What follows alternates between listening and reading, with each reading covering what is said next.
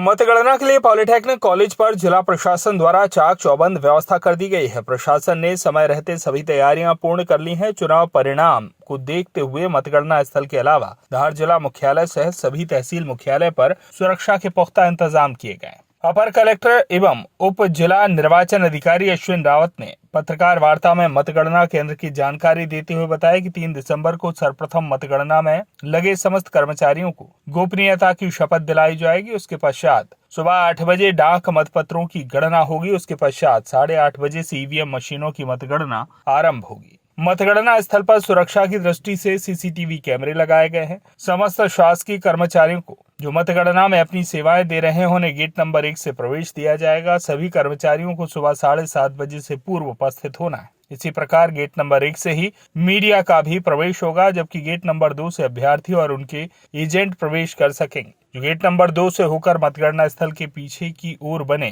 Generator room से प्रवेश कर मतगणना कक्ष में पहुंचेंगे। मतगणना केंद्र के अंदर प्रवेश करने वाले किसी भी प्रकार की सामग्री जैसे पान, बीड़ी, सिगरेट, गुटखा तथा मोबाइल, इलेक्ट्रॉनिक घड़ियां, कैमरा इत्यादि नहीं ले जा पाएंगे। केंद्र में प्रवेश करने से पूर्व 2 स्थानों पर सघन चेकिंग की जाएगी। मतगणना केंद्र में प्रवेश के बाद किसी को बाहर आने की अनुमति नहीं रहेगी। यदि किसी कारणवश कोई केंद्र से बाहर जाता है तो उसे पुनः प्रवेश नहीं दिया जाएगा। मतगणना केंद्र पर सेवा दे रहे समस्त कर्मचारियों, मीडिया कर्मियों के लिए नाश्ता और भोजन की व्यवस्था प्रशासन द्वारा की गई है, जबकि अभ्यर्थी और उनके एजेंट के लिए भोजन और नाश्ते की व्यवस्था उन्हें स्वयं करनी होगी। इसके लिए विशेष रूप से पास जारी किए जा रहे हैं। मतगणना केंद्र में बिना आईडी के किसी को भी प्रवेश नहीं दिया जाएगा। चुनाव परिणामों को लेकर प्रशासन द्वारा शहर में डिस्प्ले की भी व्यवस्था की गई है, जहां आम नागरिक डिस्प्ले पर चुनाव परिणाम देख सकेंगे। मतगणना वाले दिन क्या व्यवस्था रहेगी? धार जिले में मतगणना की सारी व्यवस्था पॉलिटेक्निक धार में रखी गई है और शासकीय महाविद्यालय के बगल से जो गेट है वहाँ से सारे वाहन सभी तरह के अभ्यर्थियों के और कर्मचारियों के सबके वाहन वहीं से आएंगे। और पॉलिटेक्निक का जो गेट नंबर 1 है वहाँ से सारे शासकीय कर्मचारी जो गणना कार्य में लगे हुए हैं उनका प्रवेश रहेगा। मीडिया कर्मियों का भी प्रवेश वहीं से रहेगा। और जो गेट नंबर 2 है वहाँ से सारे अभ्यर्थी और उनके गणना एजेंटों का प्रवेश रहेगा।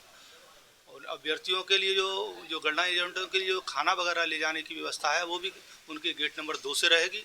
और कर्मचारियों के लिए खाना ले जाने की और दूसरी व्यवस्था है वो उनकी गेट नंबर 1 से रहेंगे। दोनों के लिए पृथक पृथक पथ बनाया गया है।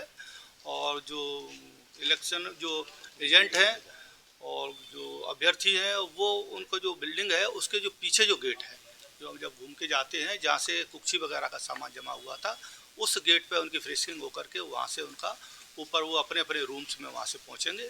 उसी प्रकार से कर्मचारियों की जो मेन गेट है वहाँ पे उनकी फ्रेशिंग होकर के जांच होकर के वो सब अपने अपने कक्षों में पहुँचेंगे। सारे कक्षों में 5-5 सीसीटीवी कैमरे लगे हुए हैं। गैलरियों में भी कैमरे लगे हुए हैं। सारे स्ट्रांग रूम में कैमरे लगे हुए हैं। ईवीएम का मूवमेंट कहाँ से कहाँ हो रहा है वो पूरा हर कमरे में उसका पूरा डिस्प्ले होगा। ये पूरा ही डिस्प्ले जो ट्रेंड जो चल रहा है इलेक्शन में काउंटिंग का क्या ट्रेंड चल रहा है वो मीडिया कर्मियों के यहाँ भी डिस्प्ले होगा। जहाँ अभ्यर्थी बैठे हुए हैं वहाँ भी डिस्प्ले होगा। और बाहर भी हमने डिस्प्ले की व्यवस्था, बाज़ार में भी डिस्प्ले की व्यवस्था की है। वहाँ बाज़ार के लोग भी पूरा देख सकेंगे और समझ सकेंगे कहाँ से क्या जाना है।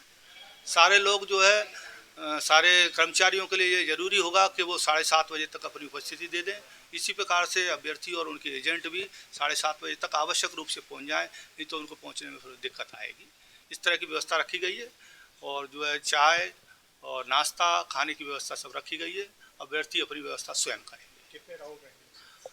राउंड जो है 17 से लेकर 20 तक के राउंड हैं। जैसे विधानसभाओं में जो जैसा दूसरी विधानसभा जहाँ 280 मतदान केंद्र है वहाँ 20 राउंड है। जहाँ उससे कम है वहाँ 19 है, 18 राउंड है और 17 राउंड जो है विधानसभा धार में रखे गए हैं। इस प्रकार से काउंटिंग की व्यवस्था। सर, इलेक्ट्रॉनिक गैजेट्स वगैरह के लिए क्या रहेगा? जो इलेक्ट्रॉनिक्स गैजेट्स हैं किसी भी तरह के मोबाइल है, उसकी घड़ी है, इलेक्ट्रॉनिक घड़ी है या कैमरा है और दूसरी तरह की, वो सारे के सारे प्रतिबंधित रहेंगे। वो वहाँ नहीं ले जा सकेंगे। वो पहले से फ्रिक्सिंग में वहीं जमा करा लिए जाएंगे। इसलिए ये अच्छा रहेगा कि वो वहाँ लेके ही न जाएं तो ठीक रहेगा। आयोग ने जिनको परमिशन दी है, जिनके पास में ETPBS वगैरह के लिए OTP आना है या जिनको जानकारी देना है, केवल वो जो सूची आयोग से आई है वो ही केवल अपना मोबाइल लेके जा पाएंगे। उसके अलावा कोई दूसरा लेके नहीं जा पाएगा। धार से सुरेश तिवारी की रिपोर्ट।